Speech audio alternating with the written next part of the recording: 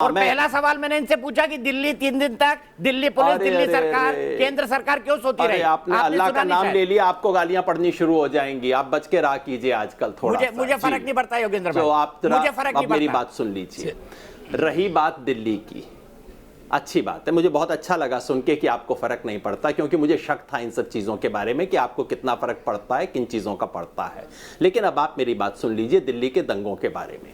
शहनवाज जी कहते हैं, बिल्कुल ठीक कहते हैं, कि इसके पीछे कोई गहरी साजिश थी, हमें इसका पता लगाना चाहिए। मैं भी इसको पता लगाना चाहता हूं, क्योंकि इस देश में जब कोई विदेशी मेहमान आए उस वक्त दिल्ली में इस किस्म का दंगा हो, इससे तो हर हिंदुस्तानी का सर नीचे होना चाहिए। ये ले जाओ। और मेहमान को छोड़ भी दीजिए, जो हुआ है, जो हिंसा हुई है, आप सोचिए वो बच्चा जो बड़ा हो रहा है उसने क्या देखा होगा, क्या उसको महसूस हुआ होगा।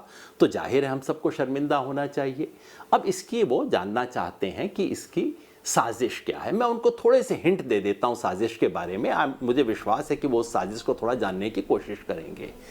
आपकी पार्टी के एक सज्जन हैं जिनका नाम है कपिल मिश्रा, जिनके बारे में दीपक भाई ने बड़ी सावधानी से कहा कि जिनके बारे में कहा जाता है कि उन्होंने कुछ भड़काऊ बयान दिए। आप टीवी नहीं देखते क्या दीपक भाई?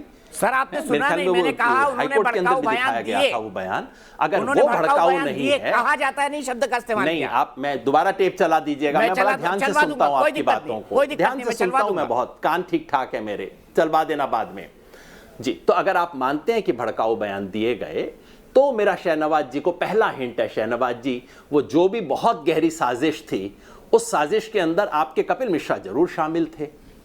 दूसरी बात, अगर वो शामिल ना होते तो उनके पीछे डीसीपी क्यों खड़ा हुआ था?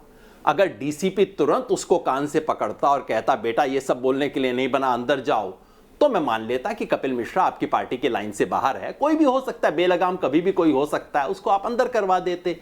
जब उस कपिल मिश्रा को वाई ग्रेड सिक्योरिटी मिलती है, जबकि उसको जेल की सिक्योरिटी इस वक्त मिलनी चाहिए थी, तो शहनवाज जी दूसरा हिंट मिल जाता है कि साजिश कहां से हुई होगी। तीसरा हिंट मैं आपको देता हूं शहनवाज जी, कि दिल्ली की वही पुलिस जो इस इतवार को 2 घंटे में पूरी दिल्ली को ठीक कर सकती है। अफवाह चलनी शुरू हुई, तुरंत पुलिस ने वो किया जो करना चाहिए, यानी कि सोशल मीडिया पे आई, सड़क पे फ्लैग मार्च किए, और जो थोड़ी सी भी बदमाशी कर रहा था उसको पकड़ के डिटेन कर लिया गया।